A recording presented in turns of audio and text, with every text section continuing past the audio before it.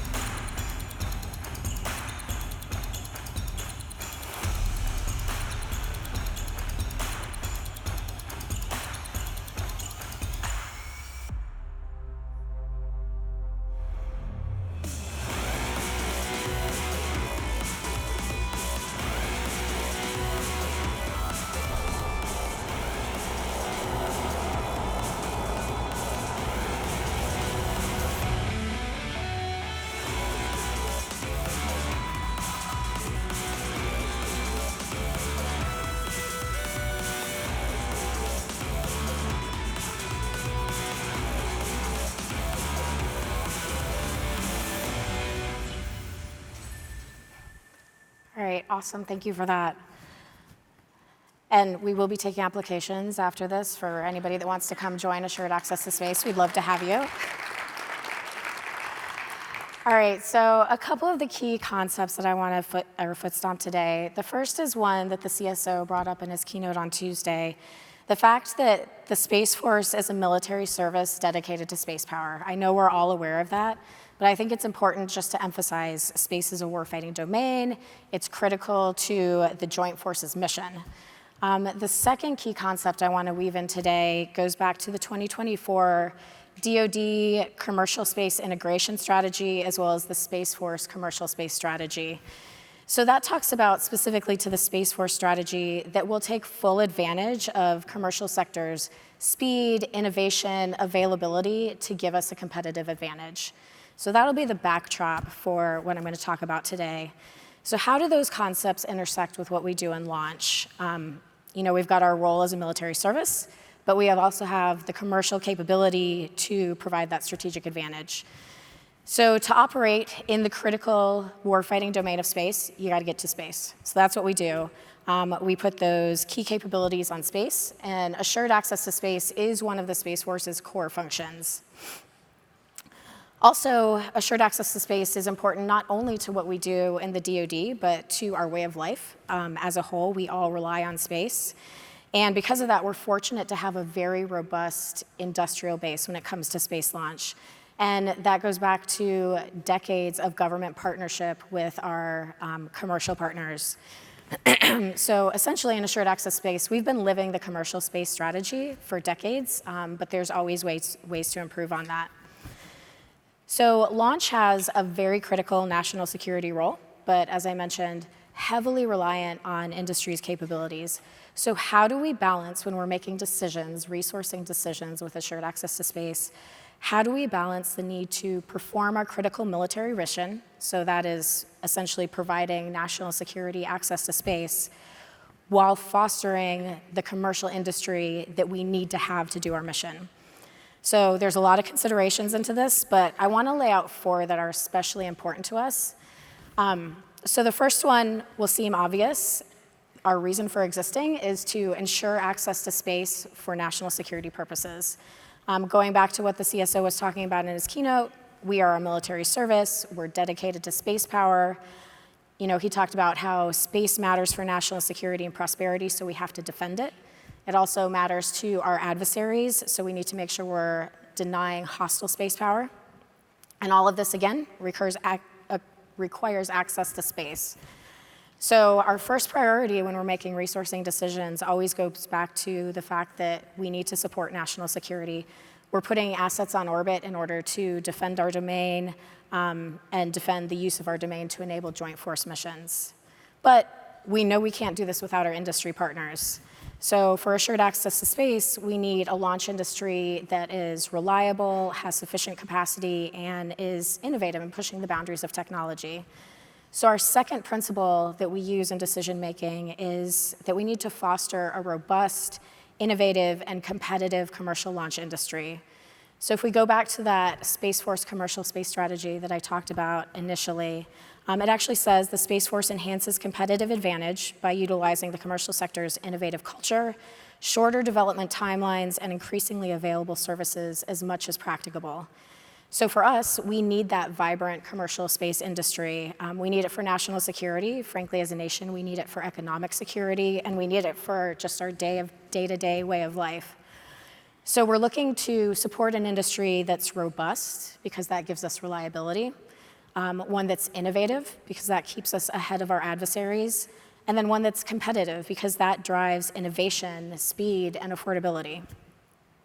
So while we're fostering that commercial launch sector, it's important for us to diversify to mitigate risk to our assured access to space mission. And again, going back to that commercial space strategy, it does talk about managing risk to ensure the capabilities from the commercial sector are available when needed. And as we entirely rely on launch as a service, it's very important for us to manage that risk. So the third principle we use when we're making decisions is driving resilience through diversity. And that diversity comes from a lot of different ways. So there's diversity in launch vehicles, right? We don't want to be reliant on a single launch vehicle in case there's an anomaly or the fleet's grounded, then we don't have assured access to space. We also want to have diverse launch service providers, so diverse representatives throughout industry. Because if one company has financial issues or labor issues, again, that could ground us if we're entirely reliant on that company, even if they have multiple launch vehicles. We need diverse supply chains, so this is something that's been noted in the DoD strategy. And then I'd also like to add on that, we need diverse logistics nodes, so transportation routes, things like that. We can't afford to have bottlenecks that'll interrupt our ability to get to space. So the principles we've talked about, ensuring space for national security, bolstering the commercial industrial base, and resilience are all very expensive. And we are in a resource-constrained environment consistently. So the fourth thing that we look at when we're making decisions is maximizing the return on investment from the government resources. So we're always trying to reduce costs and increase value.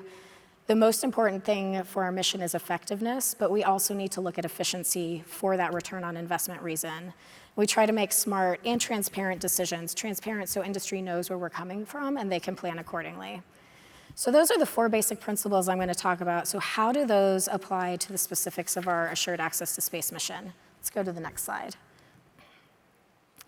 So you saw in the video, one of our lines of effort is responsive and reliable launch. So this is where the rockets come in. We'll go back. There we go. Stay on that for a little bit.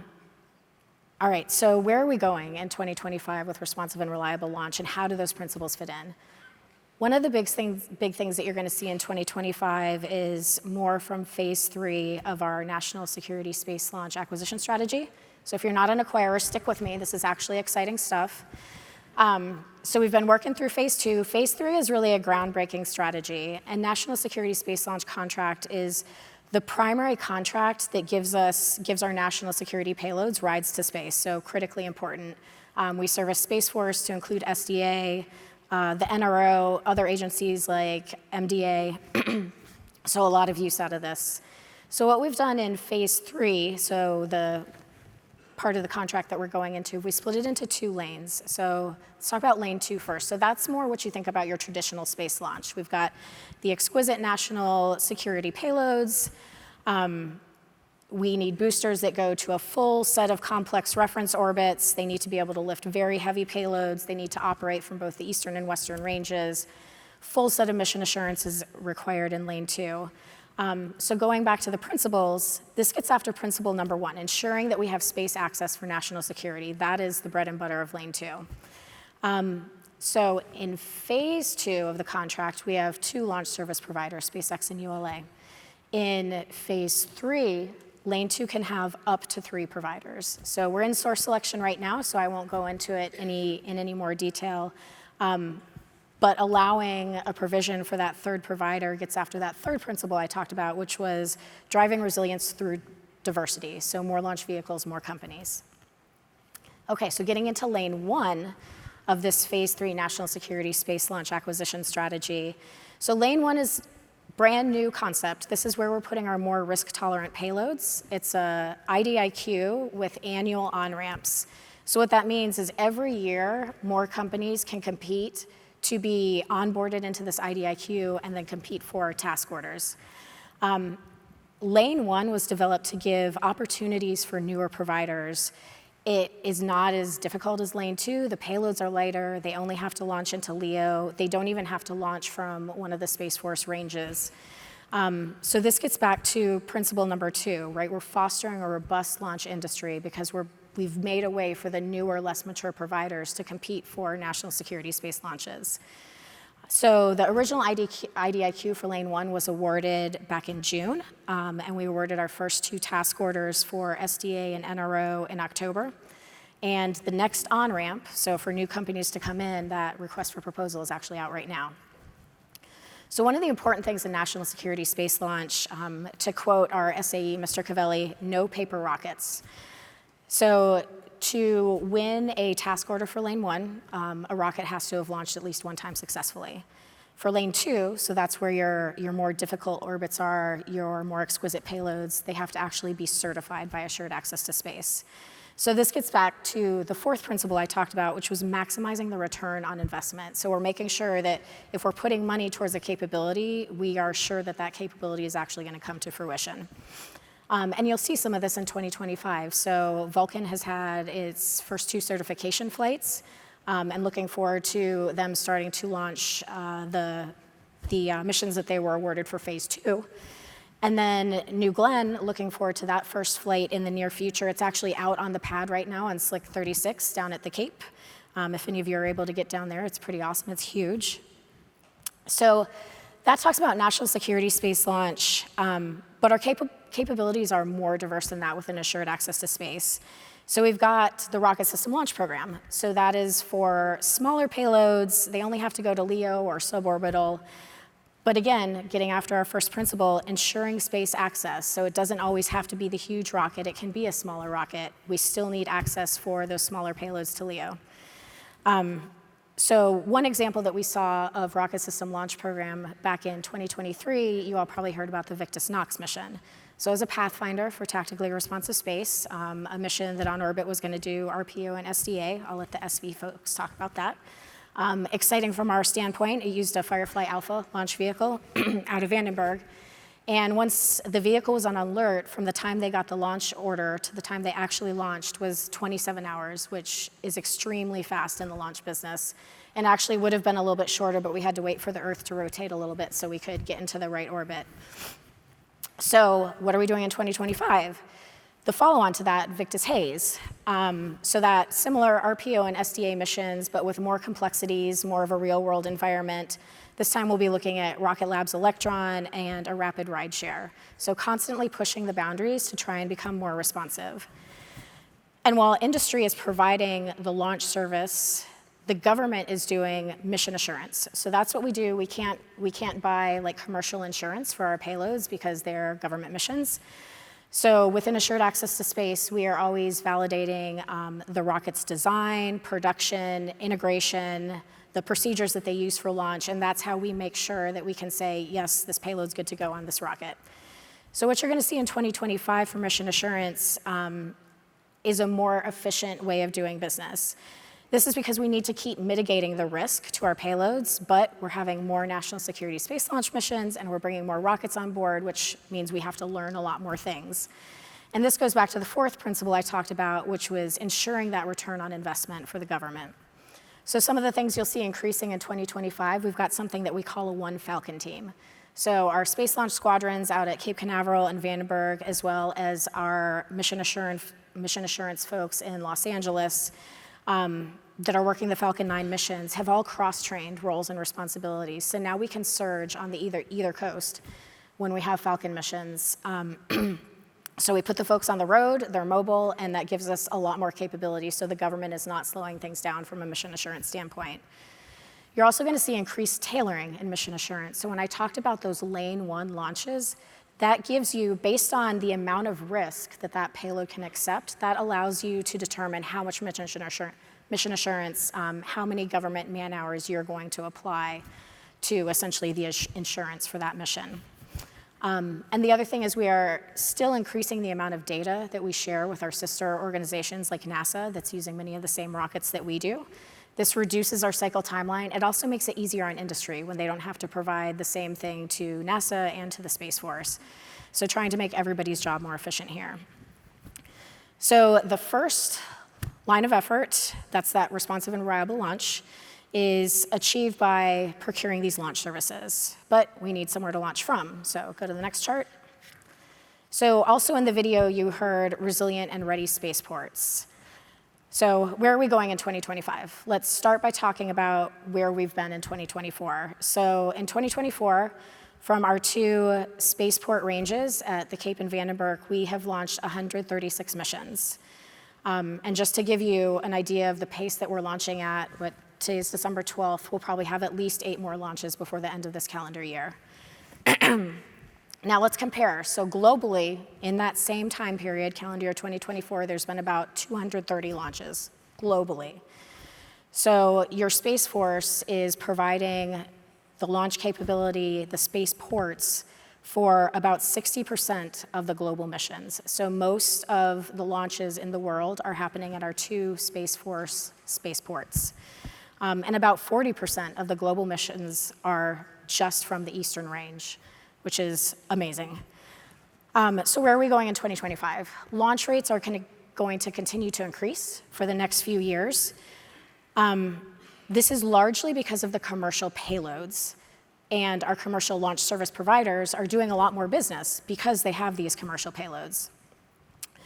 So one of the important things in our decision-making for spaceports is to, going back to principle number 2, foster that robust, innovative, competitive commercial launch industry.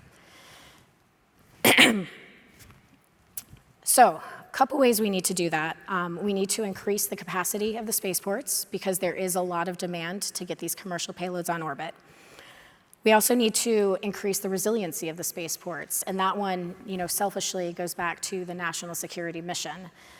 The spaceports are always at risk for things like natural disasters, but in this era of great power competition, we also recognize an increased risk from adversary actions. So as we're making decisions for developing and upgrading our spaceports, we're thinking about increasing capacity and increasing resiliency. So that covers our first principle, right? Making sure that we have access to space for national security.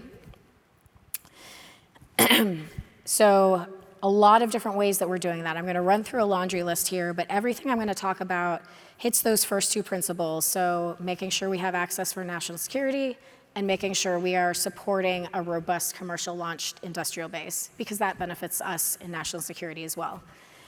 So the first thing I want to talk about is our Spaceport of the Future work. So we got a $1.3 billion passback that covers fiscal years 24 through 28, so 5 years, $1.3 billion to use across the 2 ranges to upgrade their launch infrastructure. So there's kind of 5 categories that we're doing this. Obviously, I talked about boosting capacity and resilience. A lot of the projects are going towards that. We're trying to eliminate critical days. So for us, critical days are days when you're doing something maintenance-wise that puts too much risk to be able to do a launch mission. So like you're digging and could potentially cut comm fiber or something like that. So we're working on eliminating those. Reducing impacts from neighboring ops has become extremely important, especially as a lot of the rockets are going to a lesser understood propellant of LOX methane mixture. So when we have a launch, there's essentially a clear area around that fueled rocket. So anytime you're doing a launch, a wet dress rehearsal, leak checks, hot fires, anytime that vehicle's fueled, you've got a blast danger area that drives a clear area around that rocket. So any other operations in that clear area have to cease, and those people have to get out of there. So another thing we're doing for Spaceport of the Future is trying to reduce the impacts of those clear areas. We're also looking to expand the developable areas on Cape and Vandenberg, again, to give us more capacity. So some examples of these projects, utilities projects, power distribution, putting the power lines underground. That may not sound super sexy, but if you're at Cape Canaveral, we're very close to the lightning capital of the world, and we have hurricanes every year, so above ground power lines are not super resilient. So this is a really important project for us. Reliable water, you use a lot of water for deluge operations when you're launching. And then that creates a lot of wastewater, so we need to be able to treat wastewater. I've learned way more about wastewater in the last year and a half than I thought I ever would, and the importance of nutrient-rich wastewater, so we can talk about that later if you want. We're also doing road expansion projects. So launch vehicles have gotten bigger, first of all, like bigger than some of the roads, and we transport them over the roads. And there's more of them, right, because we're flying more missions. So any of you that have been at TDY or stationed at Cape Canaveral recently have probably found yourself on Samuel Phillips Parkway in your car, sitting behind a booster that's moving at like 5 miles per hour, waiting to get to where you're going. So we're trying to provide more road capacity to eliminate things like that. We've got a lot of electrical and HVAC projects. Again, doesn't sound super sexy, but our spaceports are on the coasts, right, for safety reasons. We don't want to launch over the population. We want to launch over water.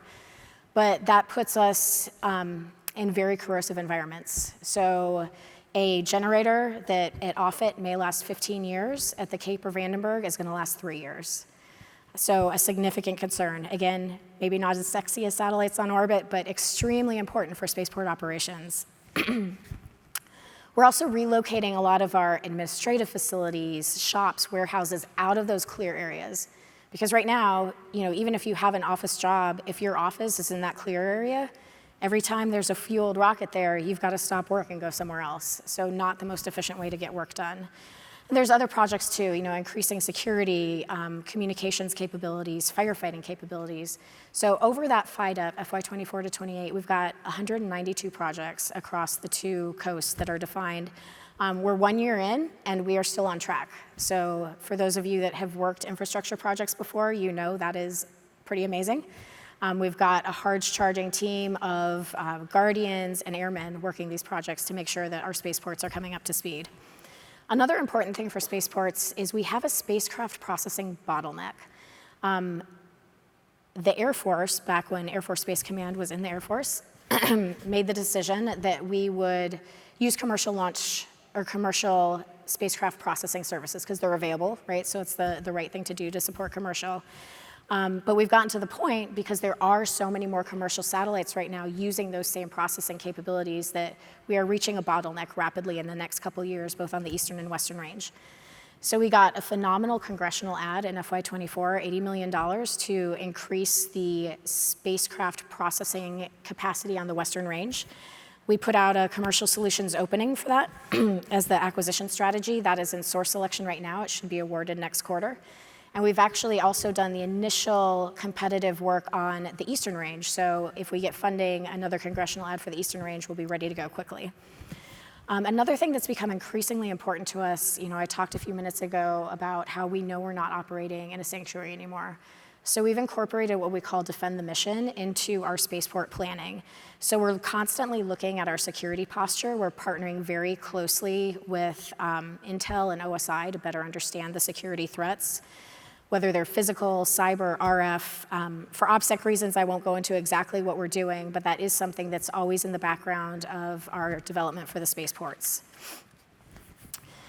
We're also getting ready to award a new range contract. So it's the Space Force Range Contract, SFRC. It should award probably next quarter. It's in source selection right now, so again, we won't go into too many details. But historically, the range infrastructure is large, it's aging, kind of unwieldy, and it's very unresponsive to development cycles, which really doesn't let you harness new technology as they come in. So this FSRC acquisition strategy is a new model that allows us to transform to more efficient and high-capacity operations. So part of that transformation is digital. We have a lot of things on the ranges that are not digital yet, so that is critical. But this acquisition strategy also is designed to be flexible. We have a lot of different adjustable task orders. That means that we can scale and pivot to match what we're doing with Spaceport of the Future infrastructure. The contract structure also brings together systems engineering and integration. So we'll have our operators, our maintainers, and our engineers under the single contract. The huge benefit of that is the contract management then really is a fully informed partner. They have a pretty extensive site picture and should help us be able to manage the range better. And because of that, we've also introduced contract incentives to invite them to challenge the norms and help us do things to increase that capacity and increase that resiliency. A different project that will help bolster what we're doing on the range is digital spaceports of the future. So the small business innovation research initiative funded by SpaceWorks, which helps us with digitization. It increases our operational efficiency, our scalability, and really feeds into the ability to do things quicker. We're also doing IT modernization. So this is something, when I first took the seat, had me a little bit nervous because a lot of the IT is old and there is a ton of it, right? The ranges are pretty extensive. So we actually had a team of graybeard IT experts come in and look at our IT infrastructure and essentially told us, what you're doing is right, just keep chipping away at it. This is how big companies do it when they upgrade their IT infrastructure, so keep doing what you're doing.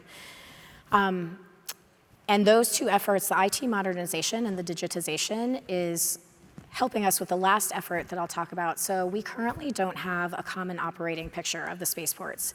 There's no one place where your launch leadership can go to see the status of your infrastructure, your security posture, the status of the rockets, what's happening with your logistics, your launch and operation schedules.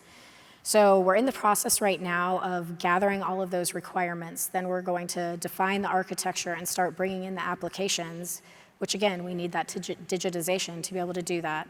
So this won't be completely solved in 2025, but it will be a much better understood problem in 2025, so we can start solving it after that.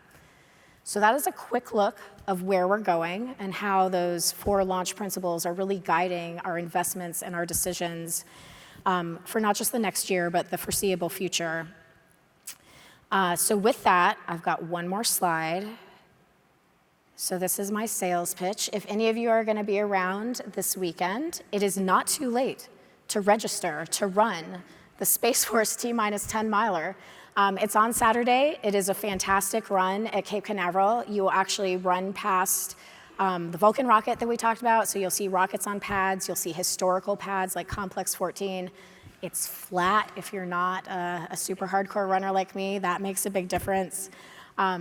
So I invite any of you that will still be here to come run with us. The weather should be decent, not too hot for a Florida day. So with that, I think I'm out of time, but as they're setting up for the next presenter, I'll hang out, and if any of you guys have questions or things you want to talk about, I'm happy to have those discussions with you. So thank you.